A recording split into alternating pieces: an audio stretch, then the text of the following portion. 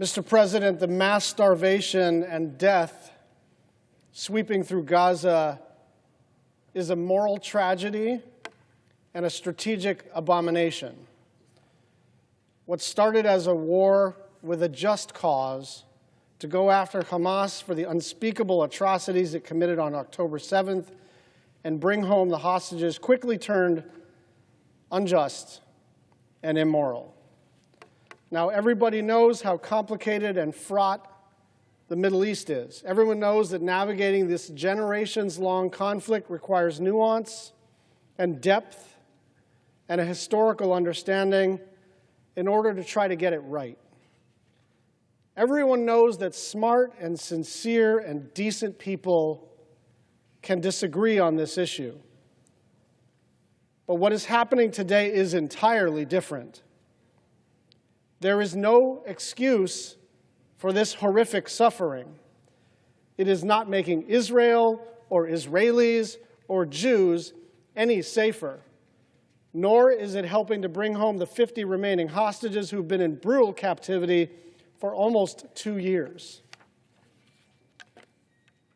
The fact that this catastrophe was preventable is precisely what makes it so indefensible. People have been warning for months that the Israeli government's actions would result in exactly this kind of tragedy, where children are dying by the dozens and hundreds of thousands of people have been starving for days. The Gaza Humanitarian Foundation, which Israel scrambled to set up 2 months ago, has failed. According to the BBC, where there used to be 400 UN aid distribution sites all across Israel and Gaza, there are now just 4 run by the GHF. And as a result, a third of Gazans are going multiple days in a row without eating. The World Health Organization reports that at least 63 people, many of them children, have died from malnutrition this month alone. And more than 1,000 Palestinians have been killed while seeking aid at GHF sites, according to the UN. In May, the GHF's first executive director resigned, saying, quote, "It is clear that it is not possible to implement this plan while also strictly adhering to the humanitarian principles of humanity, neutrality, impartiality, and independence," end quote. Whether you believe that this organization was set up to fail intentionally from the start, or more charitably that the Israeli government established it without understanding that it couldn't succeed, it doesn't matter. What is plainly obvious now is that it is not working. You don't have to be some left-wing organization or get your data from the Hamas government to acknowledge that the GHF is failing at its fundamental mission of feeding people. Which raises the question, why? Here, we have an Israeli security apparatus that can and did synchronize an attack of exploding pagers across an entire country. They can reach and gather intelligence from the high command of their greatest adversaries. The IDF is widely viewed as punching way above its weight in almost every way. And yet Israel is asserting that given all of those capabilities, the one thing they can't do is facilitate aid distribution. That's too hard for them. Food and medical assistance routinely gets into conflict zones around the world: Yemen, Sudan, Syria, Iraq, the Democratic Republic of Congo. Gaza should not be any different. What is different are the stated goals of the extremists in the Israeli government.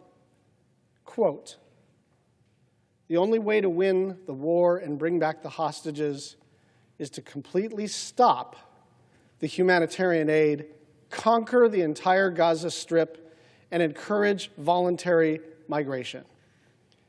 That was the national security minister of the government of Israel, completely stopping humanitarian aid, conquering the entire Gaza Strip, encouraging migration. These are their words. These are not my words.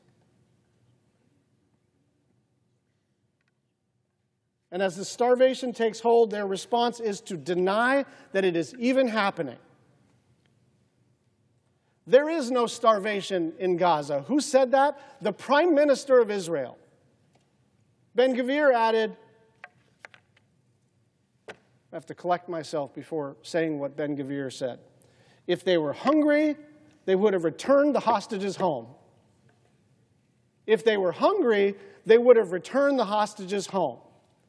It is worth pausing on that for just a moment.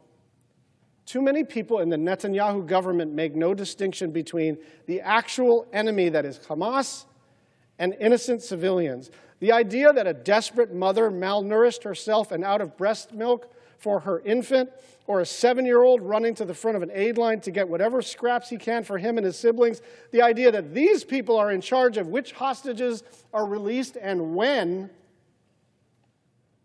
that they suddenly are being held to account for the actions of Hamas on October 7th is preposterous.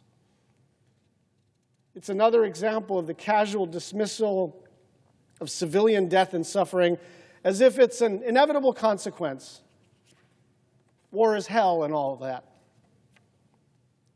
But what possible explanation is there for letting infants and 2- and 3-year-olds starve?